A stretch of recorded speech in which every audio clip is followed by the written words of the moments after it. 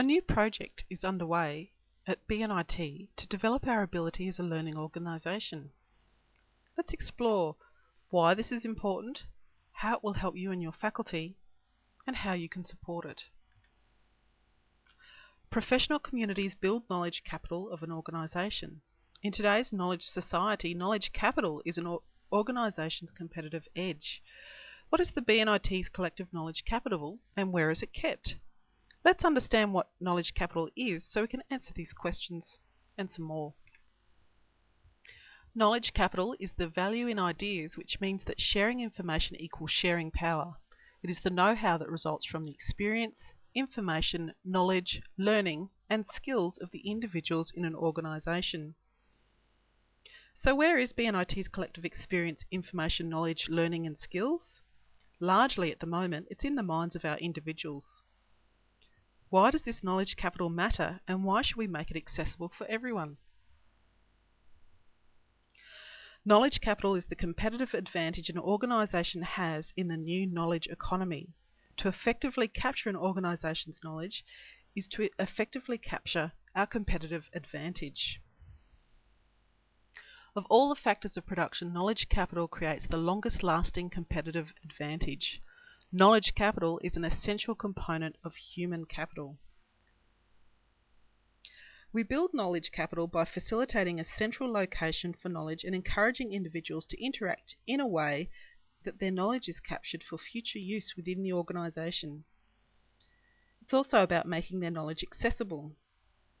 When this knowledge is effectively managed, it is retained by the organisation even during times of high staff turnover. This means the effective capture of knowledge capital requires a culture of organisational learning. By capturing the professional learning of individuals, an organisation effectively captures knowledge capital. Okay, so now let's have a look at how some predicted changes in the labour force will impact on BNIT.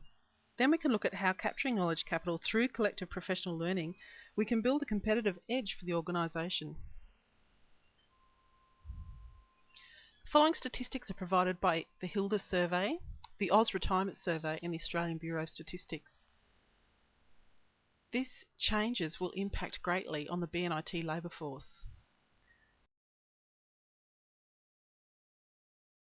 Provide unpaid care to an adult or child, and these things need to be considered.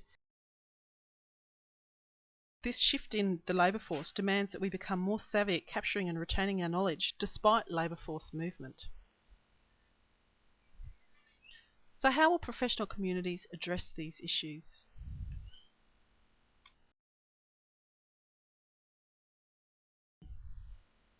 It means that by becoming a learning organisation, we can continually redesign and evolve ourselves to suit the arrangements required by the people we are training and by our own staff. So what are the other factors that are directly impacting on TAFE, creating some of the biggest changes we've seen in the last 40 years? Well, there's the National Training Policy that's demanding closer alignment to industry. There's greater competition as we move to statutory authority. There's greater learning desire for informal and flexible learning provided just in time or as it's required, as indicated by statistics from the Australian Bureau of Statistics on the way adults learn and the increasingly preferred informal style. TAFE needs to develop a greater level of responsiveness to changes in this training market. And the creation of a seamless learning pathway from K to 20, which is also being pushed by the national agenda.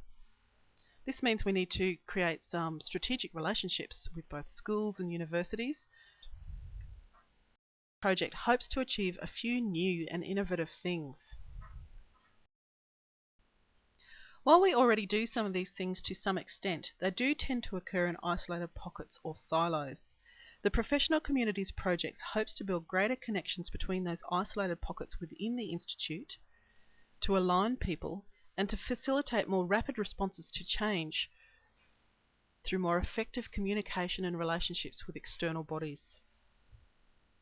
Do communities last?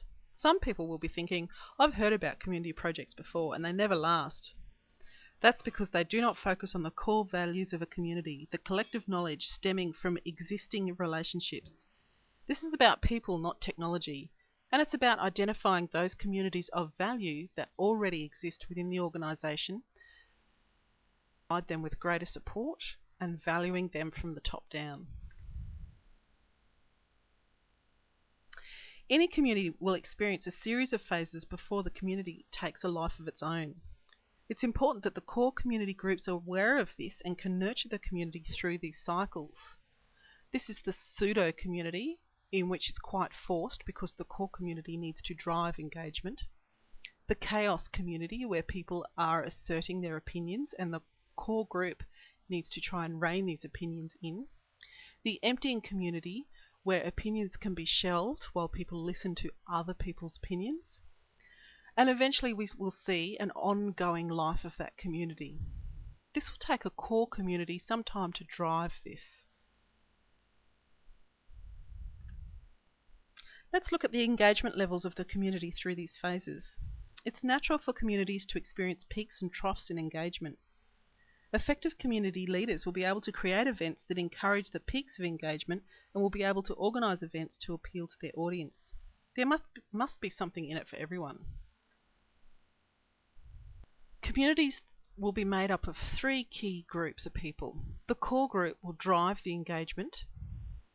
The outer group will participate and occasionally have input into events, and the peripheral group will largely watch but not engage.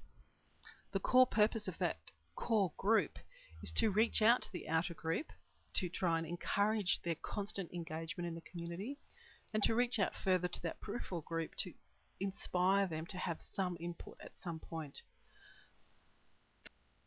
So what can you do?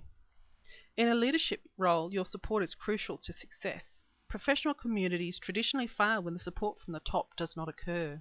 Without needing to be actively involved in communities, unless you choose to, you can support the development of this learning activity by endorsing the community approach, providing leadership and valuing the contribution of those core group members, support technology solutions, nurture the community's evolution, engender the spawning of communities across the organisation, steward the implementation of the knowledge strategy, model community principles of behaviour by providing leadership in capability and meta-capability development.